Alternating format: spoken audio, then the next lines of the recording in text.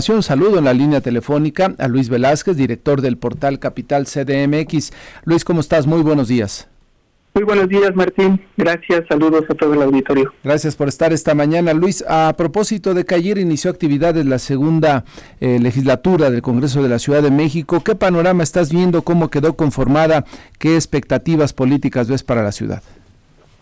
Pues mira, Martín, a partir de lo que ya habíamos platicado en este espacio, de cómo se había conformado la ciudad después del resultado electoral del 6 de junio, donde se vio esta división de dos grandes bloques de la oposición y el grupo mayoritario de Morena, que es el partido en el poder.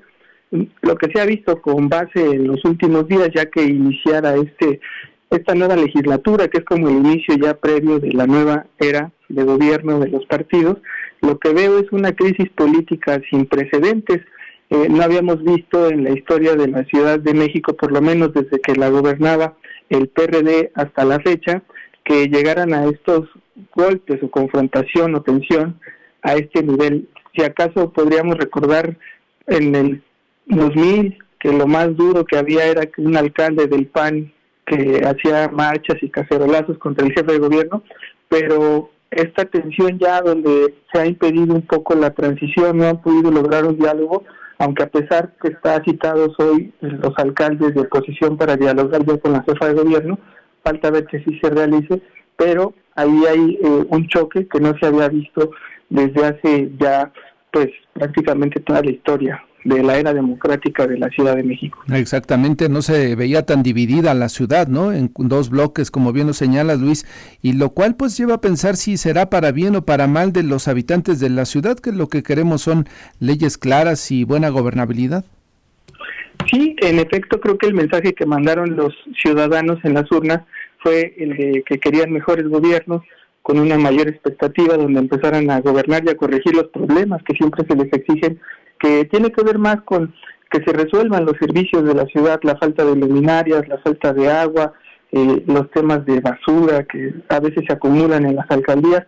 Eso era como lo que la ciudadanía estaba expresando y esperando, pero vimos que hubo un rompimiento desde que en un principio sí se iba a dar esta transición. Muchos equipos de las alcaldías estaban trabajando de la mano y de repente fue la jefa de gobierno la que dijo: se suspenden esas transiciones hasta el 1 de septiembre, que haya claridad de que se ratificaban los triunfos, y con ese pretexto se llegó a este conflicto que deriva en un tema también de diálogo con el Congreso, para que de forma habitual se pudiera hacer el diálogo que también se da y que tiene que ver con matices políticos, porque lo que llevó a esta tensión, ya que derivó en golpes y que no era lo que se esperaba, fue que se iba a hacer se hizo una reforma que al final quedó a medias, pero una reforma que intentaba hacer o va a hacer que se unifique el tema de seguridad en la Ciudad de México, y que eso los alcaldes ya ven como que les están quitando facultades en materia de seguridad.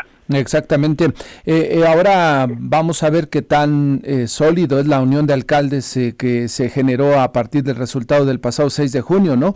Luis, ahí es donde vamos a ver en los próximos días, cuando comiencen ya a gestionar, cuando comiencen ya a operar como alcaldes electos, qué tan sólida es esta unión, porque a partir de ahí se definirá mucho del proceso electoral venidero para la renovación en la Ciudad de México. Sí, lo que ya se ve es que hay una fractura por parte de los alcaldes del PRI. En las imágenes que ya se han visto, los priistas, tanto Adrián Rubalcaba de Coajimalpa como Luis Gerardo Quijano de Magdalena Contreras, no participaron en esta protesta, tampoco participaron en el llamado que hizo la UNA CDMX, que así se han llamado la Unión de Alcaldes de la Ciudad de México. No participaron en el mensaje que le mandan a la jefa de gobierno, donde exigen la renuncia de Martí Batres. Tampoco se presentaron ayer a la denuncia penal que presentó Lía Limón, y también se pudo observar que ayer ya, por ejemplo, en Magdalena Contreras reanudaron estos trabajos de transición entre el PRI y Morena, y eso pues sí nos deja ver que ya se fracturó por lo menos la parte del PRI, aunque habían anunciado que hoy sí se van a presentar en teoría los 9 ante la jefa de gobierno. Es la petición de estos alcaldes, pero pues deja ya reducido a 7 alcaldes, que nada más se unen en realidad los que son del PAN o emanan del PAN y la alcaldesa del PRD, y eso pues ya también empezó a tener como que sus matices en el Congreso de la Ciudad de México. ¿Ya qué se deberá? ¿Alguien hizo trabajo político para decirle a los priistas les conviene mejor a ustedes estar del lado de la jefa de gobierno, les pueden llegar más recursos, ¿no? Porque puede ser parte de la operación de Martí Batres y su equipo.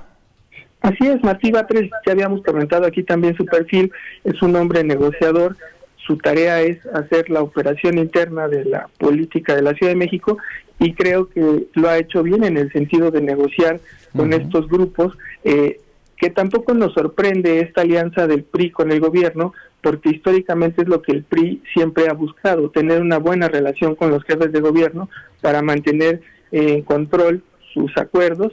Y lo nuevo en esta ocasión era que se estaban agrupando mucho en un bloque con el PAN, con el PRD, para hacer cierta oposición. Lo que ya vimos es que hubo ahí una operación política para destensar este problema, y que también lo que no hay que perder de vista es que el PRI pues sí había sido puesto en la mira de manera dura por parte del gobierno de la ciudad por toda esta persecución, que ellos lo habían llamado así, ¿no? Los priistas, la persecución contra Cuauhtémoc Gutiérrez de la Torre, su líder moral histórico en la ciudad, que tiene varios procesos abiertos en materia penal. Ándale, quizá puede ser ahí también el enlace de les van a llegar más recursos cuando estén gobernando y podemos guardar un poquito la persecución, las denuncias contra el señor Cuauhtémoc de la Torre. Oye, rápidamente, Luis, importante el papel que ha tomado la jefa de gobierno en los últimos días, ¿no? Se le vio por el fin de semana ya por el estado de Chiapas, en Tlaxcala,